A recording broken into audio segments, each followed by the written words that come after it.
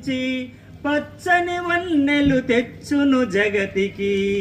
మానవుని మనుగడకు ఆధారం చెట్లు నాటండి, వేల వేలుగా నేలైనట్లు, ఈ నేలైనట్లు.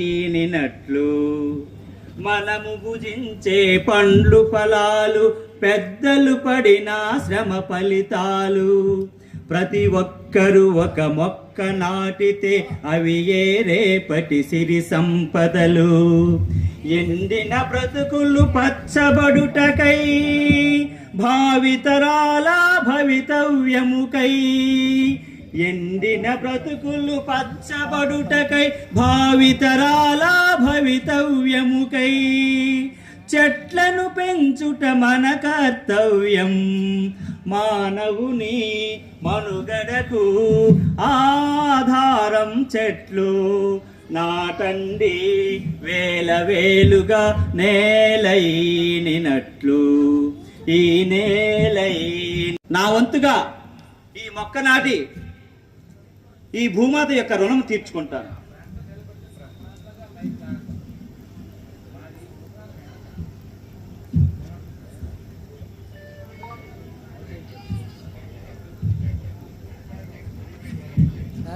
ప్రతి ఒక్కరూ ఒక్కొక్క మొక్క నాటి ఈ బాటనంతా కూడా శిశుశ్యామల చేయాలని కోరుతూ నా వంతుగా చైతన్యం కలిగించడానికి ప్రయాణం అవుతున్నాను.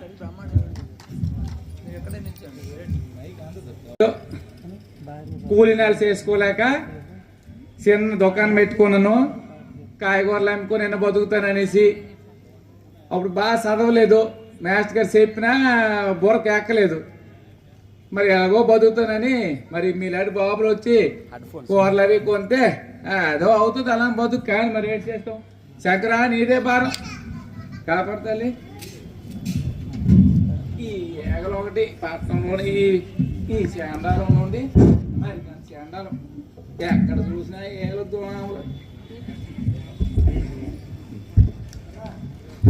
బాబు వైకుంఠం బాబు బాగున్నావా? రంగయ్య ఏంటి ఏంటి కూరలు ఉన్నాయి? కూరలు అయ్యా, దుంపలు ఉన్నాయి, ఉల్లిపాయలు ఉన్నాయి, బీరకాయలు ఉన్నాయి, బెండకాయలు ఉన్నాయి, మరి బరబట్టకాయలు ఉన్నాయి బాబు. బరబట్టకాయలు పొడుగు హైబ్రిడ్ కాయలు ఉన్నాయి, హైబ్రిడ్ది. సరే సరే మంచిదే. ఏంటి ఎలాగ రేట్లు ఎలా ఉన్నాయి? అయ్యా రేట్లు మరి అన్ని 80 రూపాయలు. ఒక ఉల్లిపాయలు మాత్రం సవకాయనే బాబు. మరి అన్ని కూడా 80లే. అంగారకాయలు మాత్రం 120 కేజీ. అదేంటి అంత అంత ఎక్కువ రేటు చెప్తారు బాబు? మరి అన్ని తెలిసిన వాళ్ళు ఎలా మాట్లాడితే ఎలాగా? కార్తీక మాసము, సోమరు ఒకటి లావు అయిపోయినరు. మరి ఎక్కడ చూసినా పూజలు, మనసేటో కానీ ఎవడు చూసినా బట్టే. ఈ బట్టి లావు అయిపోతుంది. కాబట్టి మరి కార్తీకంలోనే మరి మరి ఆ ఊసి అనకండి. తర్వాత మీకు తెలందేయట్లేదు, ఈ చెడు వానలు పడిపోతున్నాయి, కురిసేస్తున్నాయి, ఊర్లు తోసుకొని వెళ్ళిపోతున్నాయి.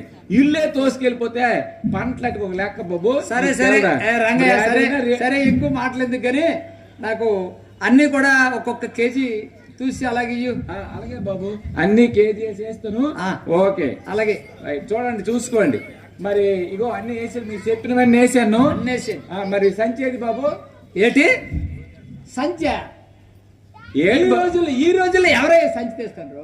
ఏంటి బాబు ప్లాస్టిక్ ఎక్కడ అన్ని వస్తువులు కూడా ప్లాస్టిక్ సంచుల్లోనే తీసుకెళ్తారు. టీ తాగుతారు ప్లాస్టిక్ గ్లాసుల్లో, టీలు పట్టుకెళ్తారు ప్లాస్టిక్ కవర్లు, భోజీకి వెళ్తారు మీరు చూస్తారా? ఏ ఫంక్షన్కి వెళ్ళా, ఏ భోజీకి వెళ్ళా ఆ ప్లేట్ మీద ప్లాస్టిక్ కాగితం వేస్తాను. ఇంక ఈ రోజుల్లో సంచి ఎట్లేదయ్యా, కూర ఆ ప్లాస్టిక్ సంచులు వేసి. వైకంఠం బాబు చూస్తే టక్స్ వేసుకొని చదువుకొని ఉన్నావు. మాలాంటి చదువులేని ఎదవలకి మీలాంటి బుద్ధిమంతులు నేర్పాలి బాబు. మీరే సంచి తేకుండా ఈ పాలిథిన్ కవర్లు పెట్టుకెళ్ళి మరి శంకరం బాబు మీరు చూస్తుంటారు, ప్రతిరోజు శంకరం బాబు నాకు వచ్చి చెప్తుంటాడు. మరి మీరేమో ఆయన మొక్కలు నాటుతుంటాడు, పాలిథిన్ కవర్లు ఎవరు వచ్చినా గోపాలమో చెప్పురా అని అంటాడు. మరి మీలాంటి తేకపోతే ఎలా బాబు?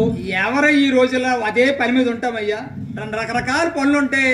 ఆ పనులు అలా తిరుక్కొని వచ్చి ఏదో బజార్కి వచ్చి ఎవరు రెండు కాయగూరలు కొనుక్కొని వెళ్ళిపోతామని చెప్పి ఉంటది. సర్లే. అది వదిలేసి నువ్వు సంచి అంటే ఇప్పుడు ఎక్కడ తెలుసు సంచిలో ఏం లేదు, తర్వాత చూద్దాం బాబు.